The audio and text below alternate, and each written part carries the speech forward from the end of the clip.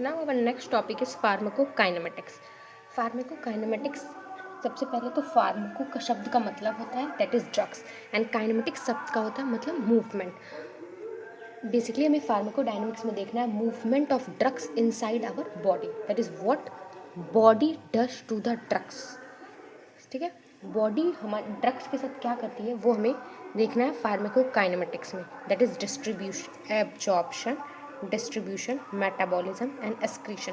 ये सारे स्टेप्स हैं जो हमारी बॉडी ड्रग्स के साथ करती है। ठीक है, ये हमें फार्माकोकाइनेमेटिक्स के अंडर में पढ़ना है। ठीक है, चलिए इसको शुरू करें। सबसे पहले लेट अस सपोज कि आपने कोई ड्रग्स कंज्यूम किया, ओरली कोई ड्रग्स है जो आपने कंज्यूम किया, तो इसका होगा सबसे पहले एब्जॉर्प्शन। एब्जॉर्प्शन में क्या क्या चीज़ें हैं जो एब्जॉर्प्शन प्रोसेस को अफेक्ट करती हैं वो हम लोग देखेंगे एब्जॉर्प्शन में। दैट इज़ द जो चीज़ें अफेक्ट करती हैं, दैट इज़ रूट। सबसे पहले अगर किसी भी ड्रग्स को आप ओरली लिए हैं तो हम एग्जाम्पल नहीं है ओरली, इसके अलावा अगर कोई ड्रग इंट्रावेनसली लिया गया है, इंट्रावेस्कुलरली लिया गया है, तो वो रूट जो है ड्रग्स के एब्जॉर्प्शन में अफेक्ट करती है एब्जॉर्प्शन। इसके बाद जीआई का जो कंटेंट होता है वो अफेक्ट करता है ड्रग्स के एब्जॉर्प्शन में।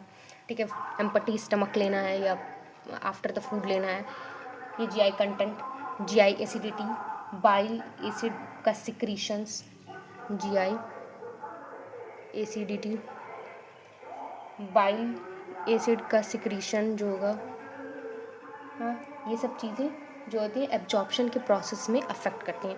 ठीक है, इसके बाद ड्रग्स अगर आप ओरली लिए हैं तो इसके सबसे पहले इसका स्टमक में जब एब्जॉर्प्शन होगा, एब्जॉर्प्शन होने के बाद ये सिस्टमैटिक सर्कुलेशन में जाएगा। Systematic circulation in the sense vessels में, ब्लड वेसल्स में एब्जॉर्ब होगा ड्रग्स।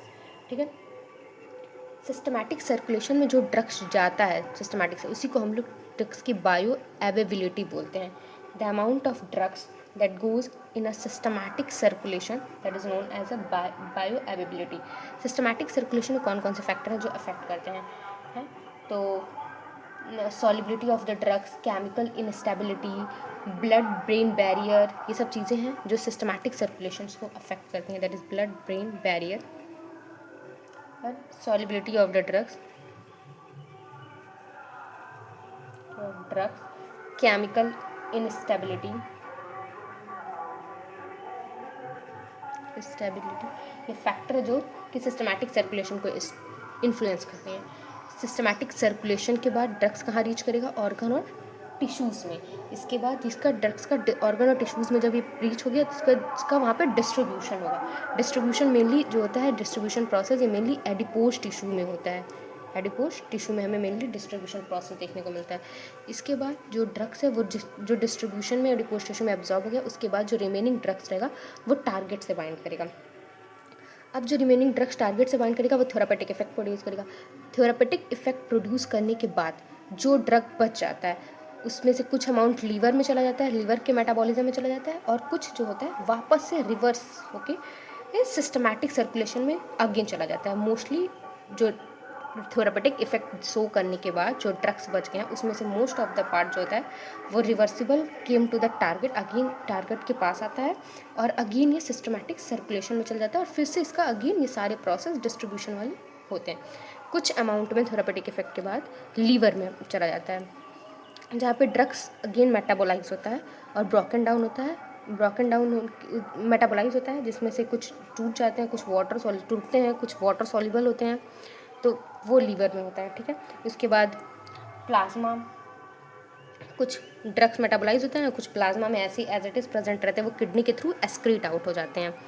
ठीक है, ये बेसिकली था कि ड्रग्स हमारे बॉडी में फार्माकोकाइनेमेटिक्स में कैसे मूव करता है हमारे बॉडी में। ओरली अगर आप ड्रग्स को लिए तो एब्जॉर्प्शन होगा, फिर सिस्टमैटिक सर्कुलेशन में जाएगा, फिर ऑर्गन और टिश्यूज़ में जाएगा, फिर उसका डिस्ट्रीब्यूशन होगा, फिर उसका डिस्ट्रीब्यूशन के बाद जो रिमेनिंग ड्रग्स बच जाता है वो थेरापेटिक इफेक्ट दिखाता है।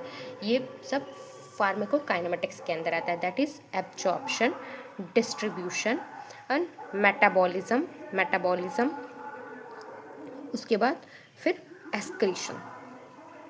ठीक है, इसके बाद अब हम लोग सबसे पहला स्टेप दैट इज एब्जॉर्प्शन के बारे में देखेंगे कि एब्जॉर्प्शन क्या होता है। As I told you earlier कि एब्जॉर्प्शन का जो प्रोसेस है वो किस किस फैक्टर पे डिपेंड करता है, तो रूट पे डिपेंड करता है, जीआई के कंटेंट पे डिपेंड करता है, जीआई एसिडिटी पे डिपेंड करता है एब्जॉर्प्शन प्रोसेस, बाइल एसिड के सिक्रीशन पे डिपेंड करता है। अगर एब्जॉर्प्शन देखा जाए तो सबसे ज़्यादा एब्जॉर्प्शन आईवी रूट जो ड्रग्स दिए जाते हैं उनका सबसे ज़्यादा एब्जॉर्प्शन होता है, उसके बाद आईएम, उसके बाद ओरल। ये वो ड्रग्स है जो सबसे ज़्यादा बायो अवेलेबल रहते हैं। ये बायो अवेलेबिलिटी का सीक्वेंस है, बायो अवेलेबिलिटी का सीक्वेंस है ये। सबसे पहले सबसे IV, then IM, then oral. इसके बाद एब्जॉर्प्शन बेसिकली टू टाइप्स में एब्जॉर्प्शन होता है, टू टाइप के एब्जॉर्प्शन होते हैं। दैट इज एक्टिव एब्जॉर्प्शन है, passive absorption. Active and passive absorption होता है, ठीक है। एब्जॉर्प्शन में जो इंटेस्टाइन का ल्यूमेन होता है वहाँ पे बेसिकली एब्जॉर्प्शन का प्रोसेस होता है, ठीक है। ड्रग जो है वो दो तरह का होता है। ड्रग एब्जॉर्प्शन मेनली इंटेस्टाइन के ल्यूमेन में होता है। ड्रग्स होते हैं दो तरह के होते हैं, एक आयनाइज ड्रग्स होते हैं और एक अनआयनाइज ड्रग्स होते हैं जो कि इंटेस्टाइन के ल्यूमेन में एब्जॉर्ब होते हैं। तो जो आयनाइज्ड ड्रग्स होते हैं इनके बारे में पहले हम लोग बात करेंगे। तो अगर आप सेल का मेम्ब्रेन देखते हैं तो सबसे पहले लिपिड्स की लेयर होती है, फिर प्रोटीन का लेयर होता है, फिर लिपिड्स का लेयर होता है। तो वो जो ड्रग्स जो लिपिड सॉल्युबल होते हैं और नॉन पोलर होते हैं वो आसानी से एब्जॉर्ब हो पाते हैं, ठीक है। उससे पहले हम लोग इसके आयनाइज्ड आयन के बारे में बात करेंगे, वो ड्रग्स जो आयनाइज्ड होता है उसके बारे में बात करेंगे। तो protein, as we all know कि प्रोटीन जो होता है इसके पास भी चार्ज होता है। Protein have charge, protein also have charge. और जो आयनाइज्ड ड्रग होगा उसके पास भी तो चार्ज होगा ही, ठीक है। तो इसमें हमें दो कंडीशंस देखने को मिलता है, इन दोनों के पास चार्ज है। इस कंडीशन में हमें दो चीज़ें देखने को मिलती हैं, that is charge of ionised drug. Ionised drug अगर इक्वल है प्रोटीन चार्ज के, प्रोटीन चार्ज के दोनों पे जो चार्ज का अमाउंट है वो इक्वल है आयनाइज्ड ड्रग पे और प्रोटीन पे, तो ये रिपेल कर जाएगा, ठीक है। और इन द केस कि चार्ज जो है वो जो आयनाइज्ड आयन के ऊपर जो चार्ज है, आयनाइज्ड आयन का जो चार्ज है, आयनाइज्ड ड्रग का जो चार्ज है, that is not equal to the protein charge. अगर वो प्रोटीन के चार्ज के इक्वल नहीं है तो ड्रग स्टिक कर जाएगा प्रोटीन से, ड्रग स्टिक टू प्रोटीन। और दोनों ही कंडीशन में ड्रग का एब्जॉर्प्शन नहीं हो रहा और वो मेटाबोलाइज नहीं हो रहा है, ठीक है। In both this condition drug not absorb तो दोनों कंडीशन में ड्रग का एब्जॉर्प्शन नहीं हो पा रहा है बिकॉज द ड्रग है, बिकॉज और यहाँ पे वो ठीक है। जस्ट एन एग्जाम्पल, अगर हम एक एग्जाम्पल लेते हैं, आयनाइज्ड चार्ज जो होता है वो नॉट इक्वल टू है प्रोटीन चार्ज के, तो वो स्टिक कर जा रहा है, ठीक है। अब इन दोनों ही कंडीशन में ड्रग एब्जॉर्ब नहीं हुआ तो फिर एक्सक्रीट आउट हो जाएगा, ड्रग जो है वो एक्सक्रीट आउट हो जाएगा, ठीक है। आयनाइज्ड ड्रग जो है ना वो एक्सक्रीट आउट हो जाएगा, ठीक है। अगला हमारा अनआयनाइज्ड चार्ज के बारे में हम लोग बात करेंगे। जो अनआयनाइज्ड ड्रग होते हैं, अनआयनाइज्ड ड्रग जो होते हैं उनके बारे में बात करेंगे, that is non ionised drugs के बारे में बात करेंगे। वो ड्रग्स जो नॉन आयनाइज्ड होते हैं, जो नॉन आयनाइज्ड ड्रग्स होते हैं ये लिपिड सॉल्युबल होते हैं। पहले तो ये लिपिड सॉल्युबल होते हैं और ये नॉन पोलर होते हैं। लिपिड सॉल्युबल होते हैं या तो ये नॉन पोलर होते हैं, ठीक है। अनआयनाइज्ड ड्रग या तो लिपिड सॉल्युबल होते हैं या तो नॉन पोलर होते हैं, ठीक है। तो ये पैसिवली ईजिली जो होते हैं वो एब्जॉर्ब हो पाते हैं, तो इनका एब्जॉर्प्शन जो होता है पैसिवली हो जाता है, पैसिवली ईजिली एब्जॉर्ब हो जाता है सेल मेम्ब्रेन से, ठीक है। नॉन आयनाइज्ड ड्रग्स ये लिपिड सॉल्युबल होते हैं और ये इधर से एब्जॉर्ब होने के बाद सीधे ये ब्लड वेसल्स में चले जाते हैं, ठीक है। नॉन आयनाइज्ड ड्रग्स यहाँ से पैसिवली एब्जॉर्ब होकर ये ब्लड वेसल्स में एंटर कर जाते हैं, ठीक है। इसके बाद हम लोग देखेंगे कि फैक्टर जो इन्फ्लुएंस करते हैं एब्जॉर्प्शन को, ठीक है। Factors influencing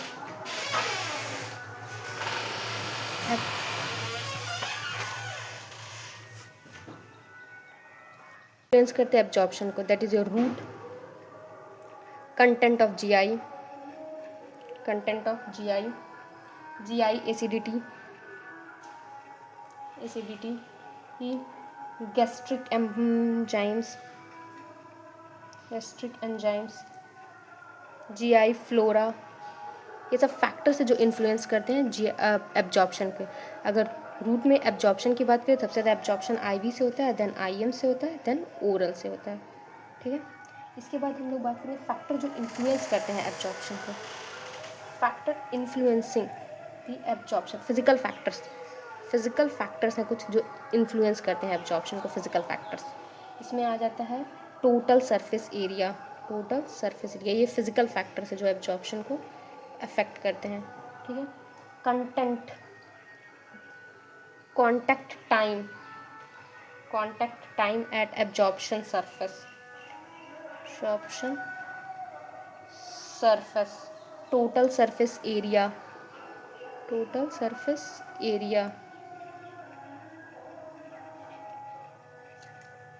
so our next topic is distribution जो कि प्राइमरी हैपेंस होता है एडिपोज टिश्यू में, हमें प्राइमरली डिस्ट्रीब्यूशन देखने को मिलता है।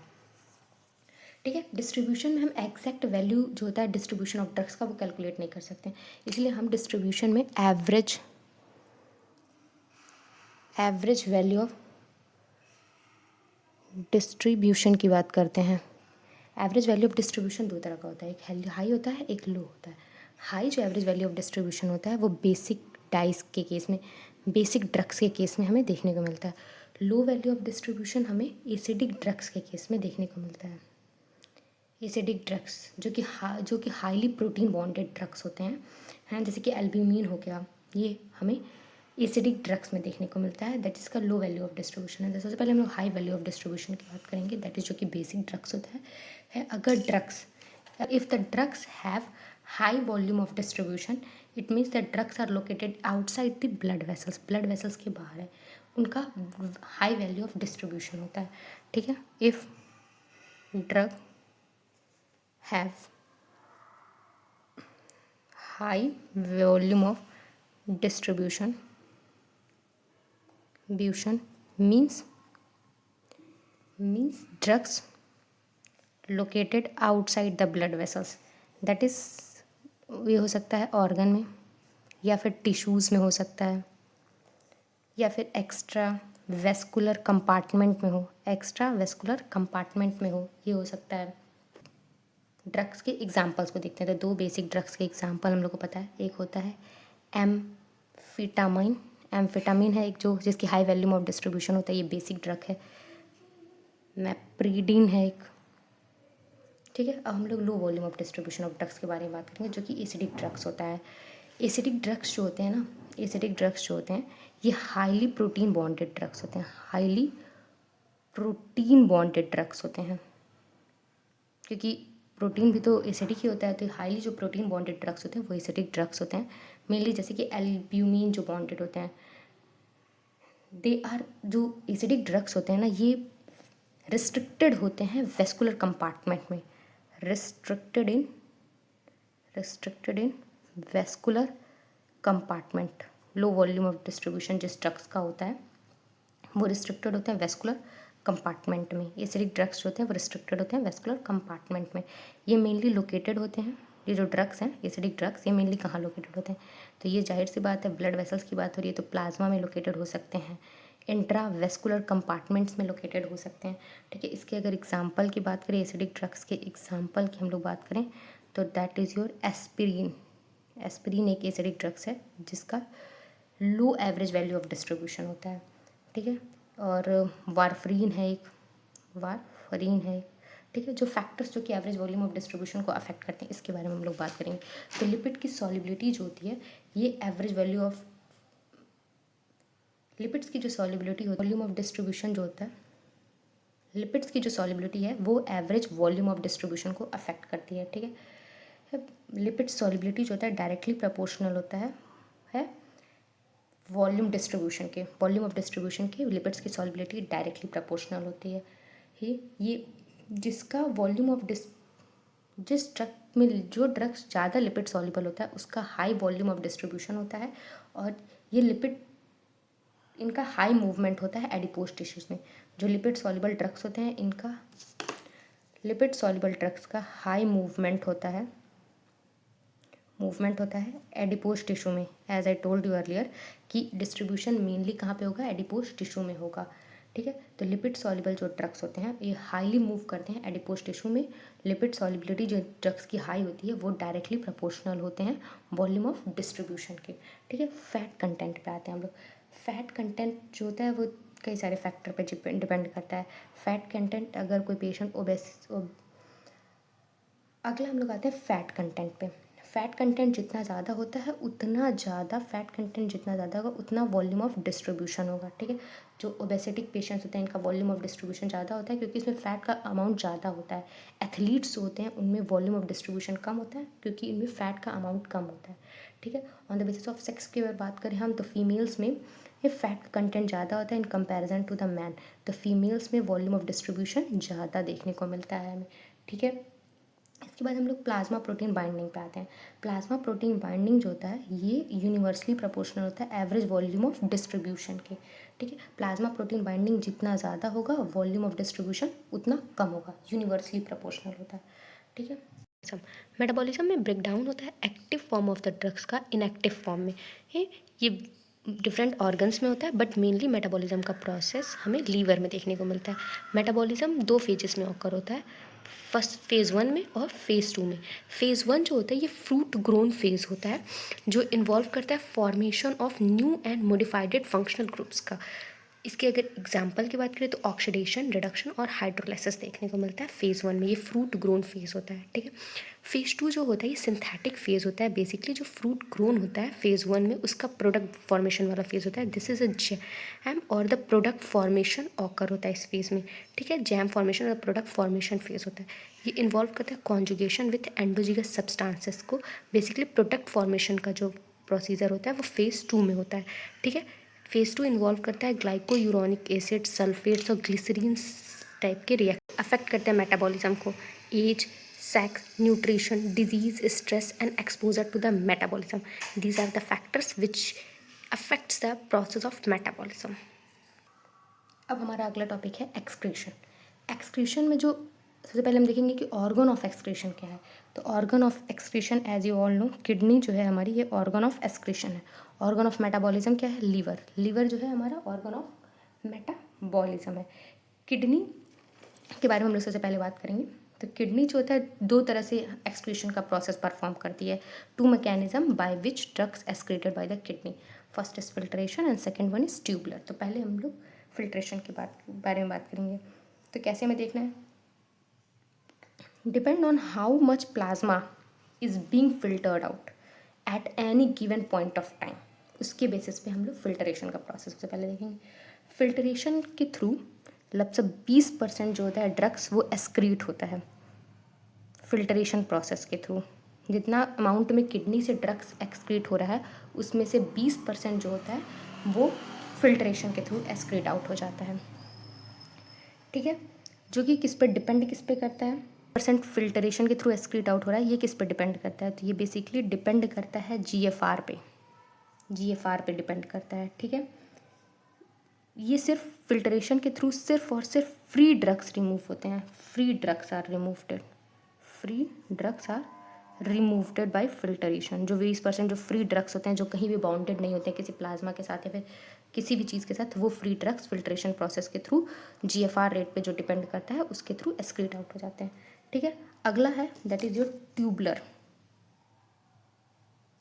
ट्यूबुलर सिक्रीशंस की बात करें, ट्यूबुलर सिक्रीशन के through as you all know ढेर सारे एंजाइम्स हैं जो ट्यूबुलर्स के थ्रू सिक्रीट होते हैं, ठीक है। ट्यूबुलर सिक्रीशन के थ्रू लगभग 80% जो होता है ड्रग्स जो 100% जो फिल्ट्रेशन हो रहा है किडनी के थ्रू जो एक्सक्रीट आउट हो रहा है उसका 80% जो पार्ट है वो ट्यूबुलर सिक्रीशन के थ्रू एक्सक्रीट आउट होता है ड्रग्स का, ठीक है। ये एक एक्टिव मैकेनिज्म के थ्रू होता है, ये basically active mechanism of drugs excretion के थ्रू होता है, एक्टिव प्रोसेस होता है। ट्यूबुल से जो भी सिक्रीशन होता है ड्रग्स का वो बेसिकली एक्टिव प्रोसेस के अंडर में होता है, ठीक है। इसमें किस तरह, इसमें तो फ्री ड्रग्स रिमूव हो रहे थे, इसमें कौन कौन से ड्रग्स रिमूव होंगे वो देखेंगे हम लोग। तो इसमें भी कुछ फ्री ड्रग्स रिमूव होंगे, ठीक है, कुछ अमाउंट में प्लाज्मा प्रोटीन बाइंडेड ड्रग्स भी रिमूव हो जाएंगे इसमें, ठीक है ना। जो ट्यूबुलर सिक्रीशन के थ्रू जो ड्रग्स रिमूव होंगे उसमें से कुछ फ्री जो होंगे, जो किसी भी चीज़ से बाउंडेड नहीं होंगे, वो फ्री ड्रग्स, कुछ प्लाज्मा प्रोटीन बाउंडेड जो ड्रग्स होंगे वो भी ट्यूबुलर सिक्रीशन में एक्सक्रीट आउट हो जाते हैं। ठीक है, इसके बाद हम लोग देखेंगे लीवर। लीवर के थ्रू क्या होता है, जो पोस्ट मेटाबोलाइज ड्रग्स होते हैं, post metabolise drugs, basically organ of metabolism कौन है, लीवर है। मेटाबॉलिज्म के बाद जो ड्रग्स बचता है that is post metabolise drugs.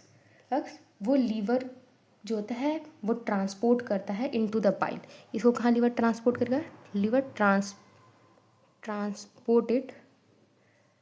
Transport into bile. जो मेटाबॉलिज्म के बाद जो ड्रग्स बचा है उसको हम लोग बोलते हैं पोस्ट मेटाबोलाइज ड्रग। ये ट्रांसपोर्ट होता है लीवर के बाद, कि ऑर्गन ऑफ मेटाबॉलिज्म कौन है, लीवर है। तो मेटाबॉलिज्म के बाद जो ड्रग्स बचेगा that is post metabolize drug, वो लीवर के थ्रू एक्सक्रीट आउट होगा। कैसे ट्रांसपोर्ट होगा, तो ये बाइल के थ्रू ट्रांसपोर्ट होगा, ट्रांसपोर्टेड इनटू द बाइल, और यहाँ से ये एक्सक्रीटेड इनटू द फिक्स, और यहाँ से ये एक्सक्रीट हो जाता है फिक्स में, excreted into the faeces, faeces में ये एक्सक्रीट आउट हो जाता है, वो एक्सक्रीट आउट होता है फीसेस के थ्रू।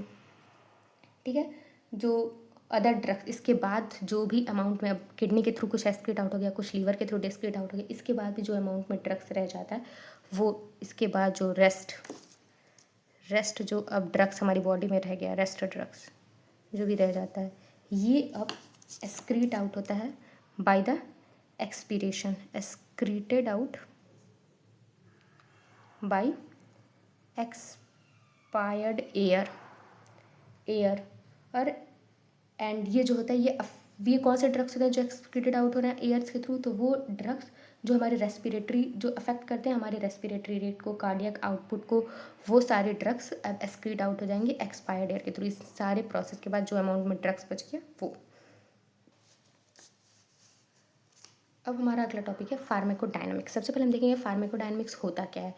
तो सब फार्माको शब्द का मतलब होता है ड्रग्स और डायनामिक शब्द का मतलब होता है दैट इज एक्शन, क्या हो रहा है हमारी बॉडी के ऊपर, उसको हम लोग देखेंगे फार्माकोडायनामिक्स में। कोई ए ड्रग है और एक कोई बी ड्रग है। ए ड्रग आपने 10 mg में लिया, बी ड्रग को 20 mg लिया। ये किससे बाइंड कर रहा है, ये एक टारगेट, जो कि एक टारगेट है 100 बी का, ये टारगेट से बाइंड कर रहा है, ये इफेक्ट प्रोड्यूस कर रहा है, ये हार्ट रेट को डिक्रीज कर दे रहा है। ठीक है, ये कितने से हार्ट रेट डिक्रीज कर रहा है, जस्ट इमेजिन जो 110 mg वाला है ये 20 रेट से हार्ट रेट को डिक्रीज कर रहा है, और ये जो 20 mg आपने लिया ये 50 के रेट से हार्ट को डिक्रीज कर रहा है। ये है इफेक्ट। फार्माकोडायनामिक्स को हम समझ रहे हैं इसके थ्रू, ये इफेक्ट है।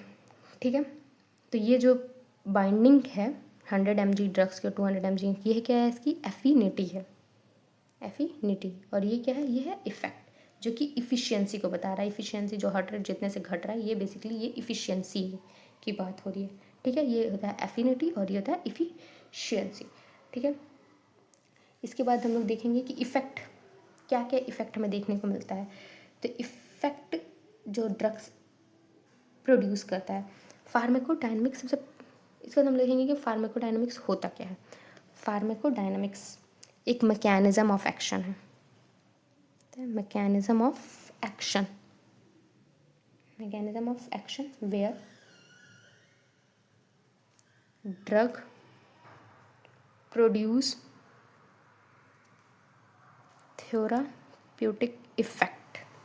therapeutic और द टॉक्सिक इफेक्ट, इसी को हम लोग फार्माकोडायनामिक्स बोलते हैं। ये इफेक्ट हमें बेसिकली देखने को कहाँ मिलता है, effect of drugs usually with protein receptors पे हमें ये इफेक्ट देखने को मिलता है, प्रोटीन रिसेप्टर्स, और ऑन फिजियोलॉजिकल प्रोसेस पे हमें ये इफेक्ट देखने को मिलता है, physiological process of the body पे हमें ये इफेक्ट देखने को मिलता है। ठीक है, प्रोटीन रिसेप्टर पे और फिजियोलॉजिकल प्रोसेस पे हमें देखने को मिलता है। जैसे कि अगर हम फिजियोलॉजिकल एक्शंस की बात करें जिस पे ड्रग्स इफेक्ट देखने को मिलता है, तो हो गया सिनर्जिज्म। सिनर्जम, जहाँ पे हम आपको पहले बता चुके हैं इसके बारे में कि ये reinforces of action of one drug with the other drug, जहाँ पे एक ड्रग का एक्शन जो होता है दूसरे ड्रग के इन्फ्लुएंस में किस तरह से इफेक्ट होता है वो हम सिनर्जम में देखते हैं। ठीक है। एंटागोनिज्म जो एक्शन होता है, antagonism, tolerance, adverse drugs reactions जो होते हैं, ये सब